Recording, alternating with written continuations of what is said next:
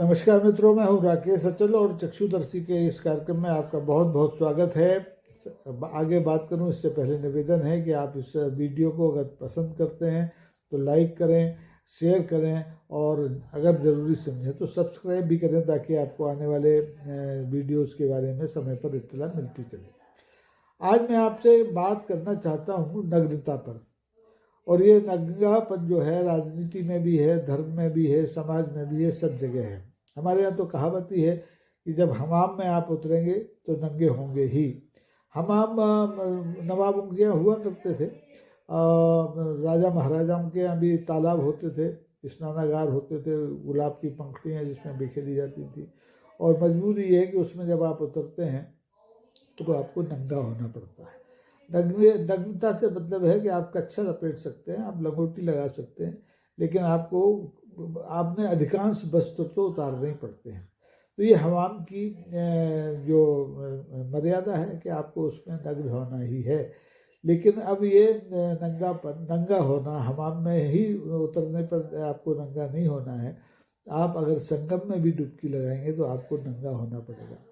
और आपकी नग्नता के कई रूप हो सकते हैं। हमारे हजारों करोड़ों लोग आजकल संगम में कुंभ लगा हुआ है, वहाँ डुबकी लगा रहे हैं। वो निर्विकार भाव से जाते हैं, तो कुछ कपड़े उतारते हैं, कुछ कपड़े नहीं उतारते, पूरा नंगा कोई नहीं होता। लंगोट लगाता है कोई, मैंने जैसे कहा कि तौलिया लपेटता है, महिलाएं साड़ी में ही स्नान करती हैं। लेकिन हमारा जो संत समाज है उसमें एक बड़ा वर्ग है नागाओं का, तो नंगे होते ही नागा ही ठहरे। वो नग्नता का प्रदर्शन करते हैं तो उस पर भी किसी को कोई आपत्ति नहीं होती है।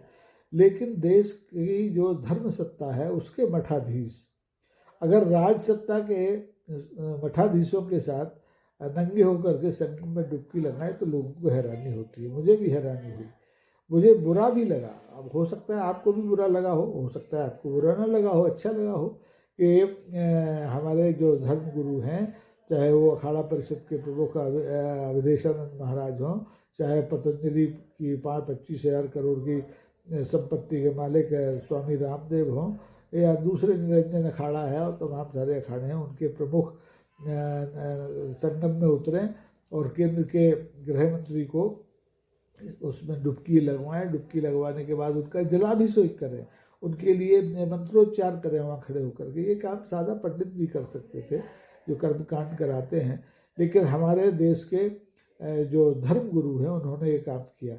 अच्छी बात तो ये है कि ये काम करने में हमारे देश के चारों शंकराचार्य शामिल नहीं हुए। अगर वो भी शामिल हो जाते तो ये नग्नता 100% पूरी हो जाती। और फिर लोग कहते कि संगम में तो सब नंगे होते हैं। राजनीति नग्नता का दूसरा रूप है। धर्म की नग्नता अब दिखाई दी है कि धर्म और राजनीति के बीच पर्दे के पीछे तो गठजोड़ पहले से था ही, लेकिन अब वो गठजोड़ सार्वजनिक हो गया है। जो राज सत्ता का एजेंडा है, उसी एजेंडे को, उसी कार्यसूची को हमारे देश के जो धर्म के ठेकेदार हैं, धर्म के जो मठाधीश हैं, वो आगे बढ़ाने की कोशिश कर रहे हैं। आपने देखा कि महाकुंभ में जो धर्म संसद है, हमारे यहाँ तो एक संसद होती है, वो चुने हुए लोगों की संसद होती है, उसे सिर्फ संसद कहते हैं, उसे अधर्म संसद भी नहीं कहते। अधर्म संसद है भी नहीं, निर्वाचित कानूनी संवैधानिक संसद है, लेकिन ये धर्म संसद है, इसका कहीं कोई पंजीयन नहीं होता है, ये स्वयंभू होती है। इस धर्म संसद ने राज सत्ता के एजेंडे पर काम करते हुए हिंदू समाज के लिए सनातन बोर्ड के गठन की मांग की है। और मजे की बात यह है कि धर्मगुरु कह रहे थे कि ये तो दान में उनको सनातन बोर्ड चाहिए, और आज की जो सत्ताधीश हैं वो राजा हैं, राजा लोग दान करते हैं। तो जब हमारे धर्म के प्रकांड पंडित हैं वो आज के भ्रष्ट नेताओं को, संकीर्ण हृदय नेताओं को राजा मान के चल रहे हैं, तो फिर अब उनके बारे में कुछ कहने की ज़रूरत नहीं है। मुझे अब ये लगने लगा है कि इस देश में हिंदू धर्म को खतरा मुसलमानों से नहीं है, ईसाइयों से नहीं है, सिखों से नहीं है, बौद्धों से नहीं है, जैनों से नहीं है। इस हिंदू धर्म को खतरा हिंदू धर्म के ही ठेकेदारों से है, जो राज सत्ता के साथ गलबहियाँ कर रहे हैं, उनके साथ संगम में अधनंगे खड़े दिखाई दे रहे हैं, जो राज सत्ता का जलाभिषेक कर रहे हैं।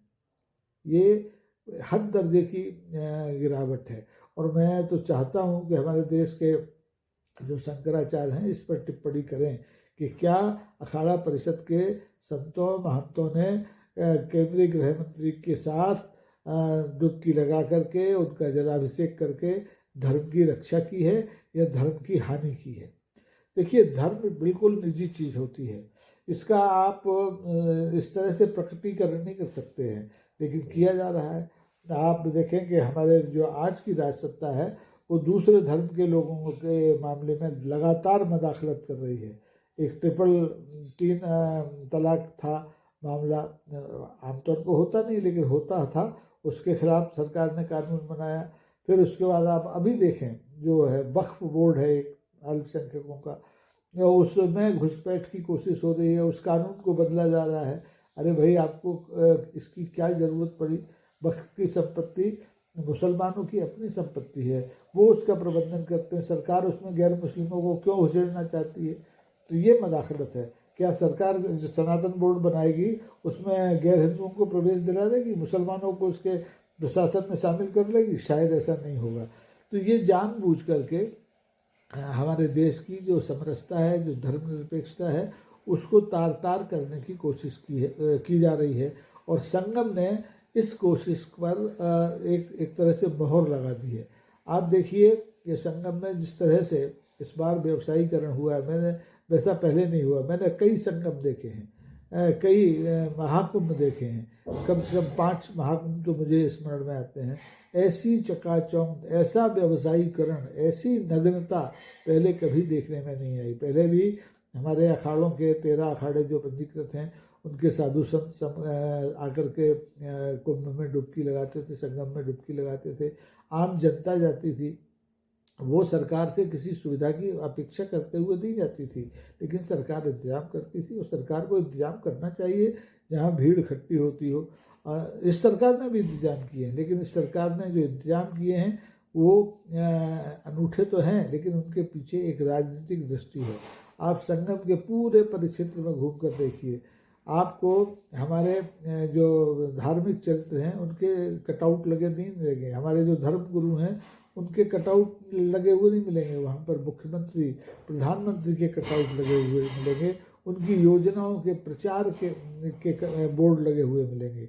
यानी जो धर्म क्षेत्र है वो अब राजनीति ने हड़प लिया है। वहाँ पर जो देश के धनपति हैं, जो जनता का खुलकर शोषण कर रहे हैं, अडानी हो, अंबानी हो, इन सब के वहाँ पर टेंट तंबू लगे हुए हैं। यहाँ तक कि अब तो समाजवादी पार्टी ने भी अपना वहाँ एक तंबू लगा रखा है। माननीय मुलायम सिंह जी की वहाँ पर एक प्रतिमा रखी हुई है, वहाँ भंडारा चलता है। तो धर्म को तो दोनों हाथ से लूटने की कोशिश की जा रही है। लोग पुण्य अर्जित नहीं करना चाहते हैं, पुण्य को लूटना चाहते हैं, खसोटना चाहते हैं। विदेशों से लोग आ रहे हैं, उसका प्रचार हो रहा है। कंजी आंखों वाली बेचारी आदिवासी लड़की माला बेचती थी, उसको मोनालिसा बना दिया गया। तो रील बन रही हैं, फिल्में बन रही हैं, नाटक हो रहे हैं, लेकिन धर्म का जो मूल भाव है उसको तिरोहित किया जा रहा है। किनके द्वारा? इन मठाधीशों के द्वारा। जनता तो अभी भी जा रही है, 5-5, 10-10 किलोमीटर पैदल करके जा रही है, पैदल चल के जा रही है। जैसा पानी मिल रहा है वैसे में स्नान करके आ रही है, डुबकी लगा के आ रही है। जो खाने को मिल रहा है वो खा के आ रही है, नहीं मिल रहा है भूखी चली आ रही है। आप देखेंगे रेलों में जगह नहीं है, धक्के खाती आ रही है, बसों में जगह नहीं है, धक्के खाते आ रही है। सरकार ने इन सब की व्यवस्था नहीं की। सरकार ने व्यवस्था की, एसी टेंट लगवाए, टेंट नगरी बनवाई, जिससे कि इस देश का जो धन संपन्न समाज है वो पुण्य लाभ कर ले। और पुण्य लाभ इसलिए कर ले कि पाप भी वही सबसे ज़्यादा करता है। आम जनता पाप नहीं करती। आम जनता पाप के मोक्ष के लिए संगम में या महाकुंभ में नहीं जाती है, वो तो मोक्ष की कामना के लिए जाती है, वो पुण्य कमाने नहीं जाती, पाप धोने नहीं जाती है।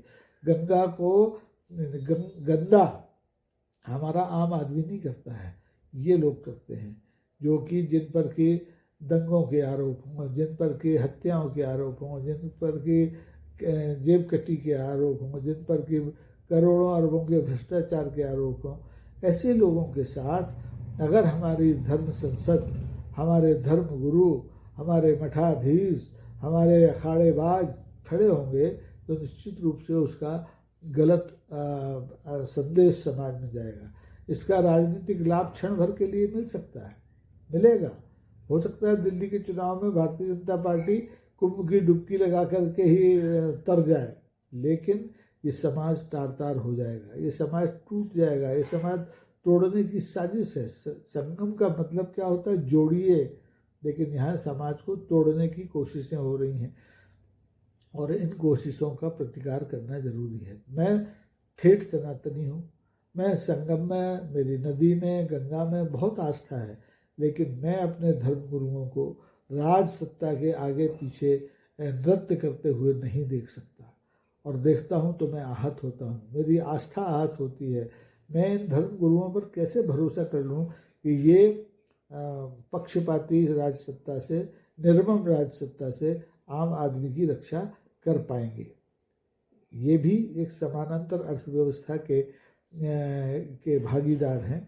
इन्हें, मुझे लगता है, ये लोग इसलिए गणेश परिक्रमा नेताओं की, मंत्रियों की नहीं कर रहे हैं कि ये उनसे दक्षिणा चाहते हैं।